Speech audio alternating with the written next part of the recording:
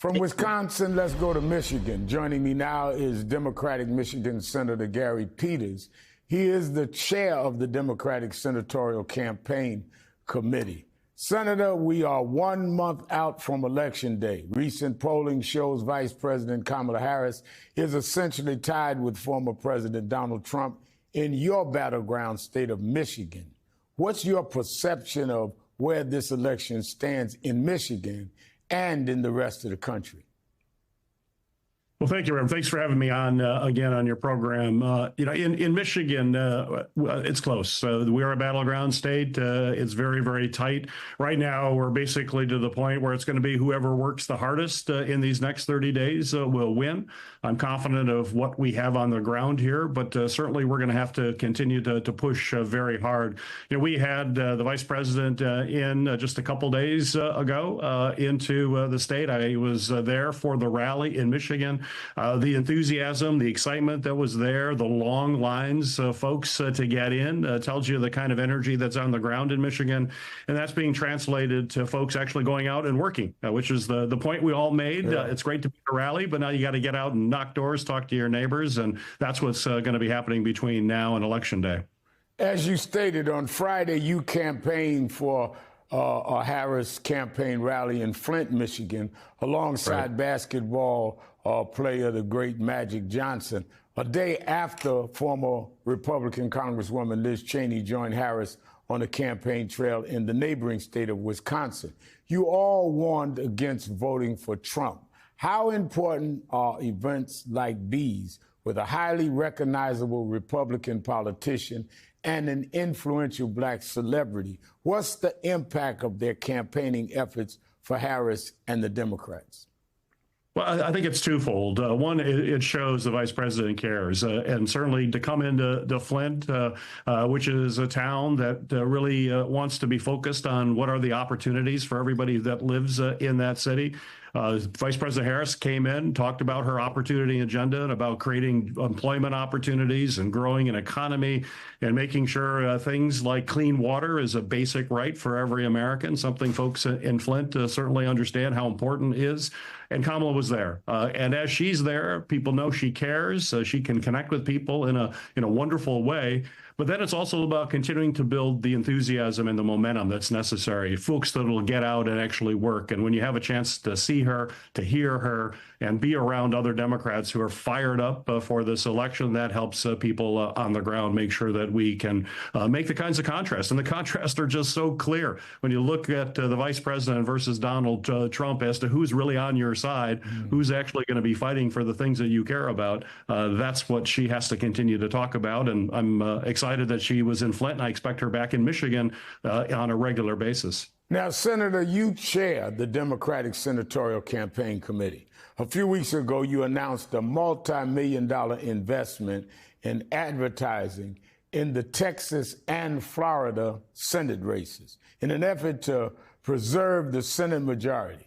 You have, right now, you have said that you are very confident there's more going to be more coming. Can you elaborate on that statement, and which races are you most concerned about?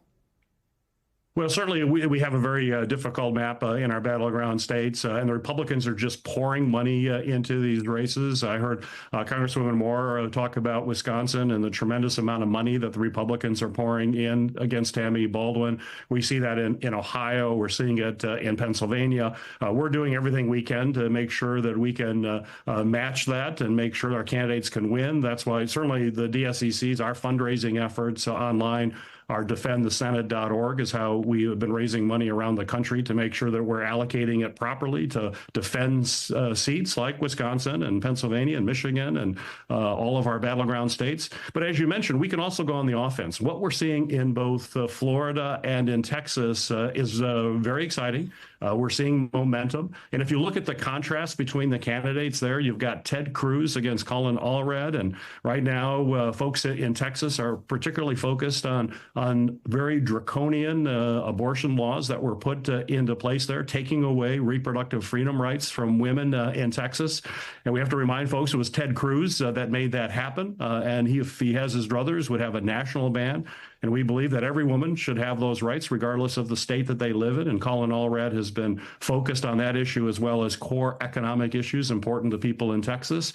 But it's an expensive state. We have made now multi-million-dollar investments in both Texas and Florida. We're hoping others help in those states as well. And as folks contributed to us on defendthesenate.org, we will allocate money in those places where we can pick up states like Texas and Florida, as well as be on the defense with our incumbent folks right now. But this race all comes down to contrast, and you're seeing it in Florida as well, where you actually also have an abortion referendum on the ballot there that's supported by 68% of the people in public polling. That's huge support. And Rick Scott, who's the Republican incumbent, says he'll vote against that referendum. He supports a 6-week ban, no exceptions. And Debbie Mucarsel-Powell is making that contrast. And as long as we have the money, as long as we have resources, I'm confident we can hold the Senate, and we really have great pickup opportunities as well. But we're facing an onslaught of Republican money, billionaires that are pouring money in. That's why grassroots support is so important. That's why defendthesenate.org has been so important for our efforts. That has allowed us to raise money that we can put into Texas, that we can put into Florida, that we can help shore up both Ohio and Pennsylvania, Michigan, Wisconsin, Arizona, Nevada, all the states that we are defending right now. But it's going to take all of us locking arms. I think you started this program. We got 30 days left.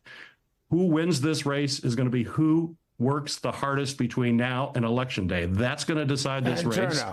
Turnout. Let me go to this issue before I let you go. Tomorrow marks 1 year since the October 7th attacks on Israel from Hamas. And just some minutes ago, there were loud explosions heard and seen in Beirut, Lebanon, probably as part of Israel's effort in pursuit of the Hezbollah militant group that is there.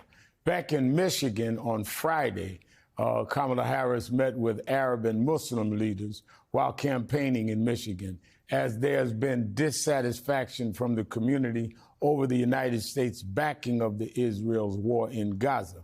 Michigan is home to the largest Arab and Muslim population in the country. Could the escalating tensions in the Middle East, possibly involving Iran as well, threaten Harris's support, especially in Michigan? Well, bottom line, we hope that the conflict does not escalate. Whenever you have a war, innocent civilians get caught in the middle of that, and we certainly grieve for any innocent civilian that's killed in the middle of a war.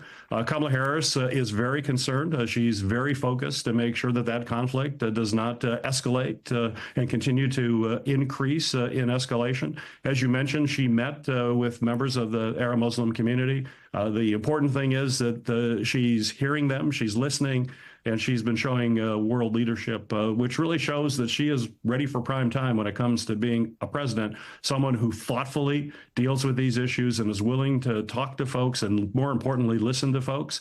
And that's what Kamala did here in Michigan. It's what she'll continue to do when she's elected to be the president of the United States. I know I said I'd let you go, but one last question. Is the Democratic Party still confident that having abortion rights on the ballot may drive turnout, especially the turnout of women?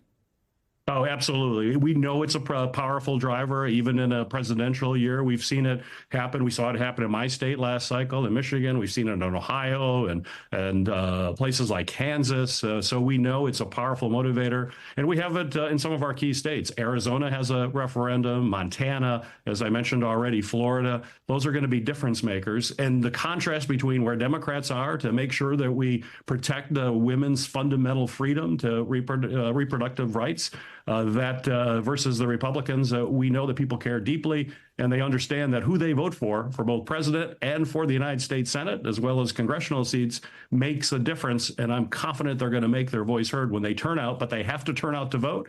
And that's certainly what our efforts are, to make sure people actually get out to vote. And in most states, it's election. Here in Michigan, it's election day. People can vote by absentee right now. So we are getting voter turnout and getting people to the polls starting today, or not. We've started when it came out last week, but every day we're going to do that all the way up till Election Day. Senator Gary Peters, thank you for being with us again.